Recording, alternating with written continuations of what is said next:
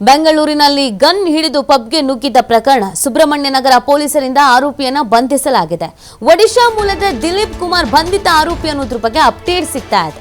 JP ನಗರದ ಹೋಟೆಲ್ನಲ್ಲಿ ಕೆಲಸ ಮಾಡ್ತಾ ಇದ್ದ ಈ ಆರೋಪಿ ತಂಗಿ ಮದುವೆಗೆ ಹಣ ಹೊಂದಿಸೋಕೆ ಪಬ್ನಲ್ಲಿ ಕಳ್ಳತನಕ್ಕೆ ಯತ್ನಿಸಿದ ಅನ್ನೋದು ಗೊತ್ತಾಗ್ತಾ ಇದೆ. ಕಳೆದ ಮೇ 12ರ ಬೆಳಗಿನ ಜಾವ ಜಾಮಿಟ್ರಿ ಪಬ್ಗೆ ನುಗ್ಗಿದ್ದ ಆರೋಪಿ ಪೊಲೀಸರು ಬರುವಷ್ಟರಲ್ಲಿ ಪರಾರಿ ಆಗ್ಬಿಟ್ಟಿದ್ದ ಆರೋಪಿ ದಿಲೀಪ್ 1 ವಾರಗಳ ನಂತರ ಶೋಧವನ್ನು ನಡೆಸಿ ಫೈನಲಿ ಬಂಧಿಸಲಾಗಿದೆ. ವಿಚಾರಣೆ ವೇಳೆ ಆರೋಪಿ ಬಳಿ ಯಾವುದೇ ಗನ್ ಅನ್ನು ಸಿಕ್ಕಿಲ್ಲ. ಸುಬ್ರಹ್ಮಣ್ಯ ನಗರ ಪೊಲೀಸ್ ಠಾಣೆಯಲ್ಲಿ ಇದಕ್ಕೆ ಸಂಬಂಧಪಟ್ಟಂತೆ ಪ್ರಕರಣ ಕೂಡ ದಾಖಲಾಗಿತ್ತು. ನೋಡಿ, ಅವತ್ತು ಆತಂಕದ ವಾತಾವರಣ ನಿರ್ಮಾಣ ಆಗ್ಬಿಟ್ಟಿತ್ತು. ಯಾಕಂದರೆ ಆಗ ಈ ಯುದ್ಧದ ವಾತಾವರಣ ಬೇರೆ ಇತ್ತು. ಯಾವುದೋ ಅನಾಮಿಕ ಪಿಸ್ತೂಲ್ ಇಟ್ಕೊಂಡು ಒಳಗೆ ಹೋದ ಅಂತ ಹೇಳ್ತಾ ಇದ್ರು. ಒಳಗೆ ಹೋಗಿದ್ದ ಮನುಷ್ಯ ಹೆಂಗೆ ಹೊರಗೆ ಬಂದ ಅಂತ ಯಾರಿಗೂ ಗೊತ್ತಿರಲಿಲ್ಲ. ಎಲ್ಲಿಂದ ಎಸ್ಕೇಪ್ ಆದ ಅನ್ನೋದು ಕೂಡ ಗೊತ್ತಿರಲಿಲ್ಲ.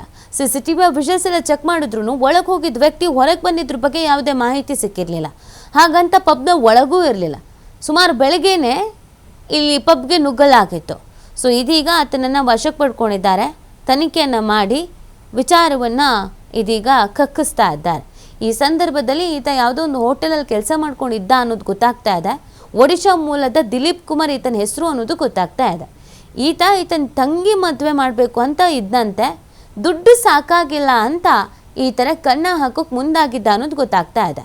ಸೊ ಅವತ್ತು ಗನ್ ಹಿಡ್ಕೊಂಡು ಒಳಗಡೆ ಹೋದ ಅನ್ನೋದನ್ನು ಹೇಳಲಾಗ್ತಾ ಇತ್ತು. CCTV ವಿಷಲ್ಸಲ್ಲಿ ಪಬ್ನ ಒಳಗಡೆ ಎಂಟ್ರಿ ಆಗಿದ್ರ ಬಗ್ಗೆ ಮಾಹಿತಿ ಇತ್ತು. ಈಗ ವಶಕ್ಕೆ ಪಡ್ಕೊಂಡಂಥ ಸಂದರ್ಭದಲ್ಲಿ ಯಾವುದೇ ಗನ್ ಇಲ್ಲ ಅಂತ ಹೇಳ್ತಾ ಇದ್ದಾರೆ. ಹಾಗಿದ್ರೆ ಅವತ್ತು ಗನ್ ಇಟ್ಕೊಂಡು ಹೋಗಿದ್ದೇನು ಆಟಿಕೆ ಬಸ್ತಾ? ಹಾಗಿದ್ರೂ ಅದನ್ನು ಸೀಸ್ ಮಾಡಲೇಬೇಕಾಗತ್ತೆ ಅಲ್ಲ. ಪೊಲೀಸರು ಇದೀಗ ತನಿಖೆಯನ್ನು ನಡೆಸ್ತಾ ಇದ್ದಾರೆ. ಈತನ ನಿಜವಾದ ಉದ್ದೇಶ ಅದೇ ಆಗಿತ್ತಾ? ಇನ್ನು ಎಲ್ಲೆಲ್ಲಿ ಕಳ್ತನ ಮಾಡಿದ್ದಾನೆ?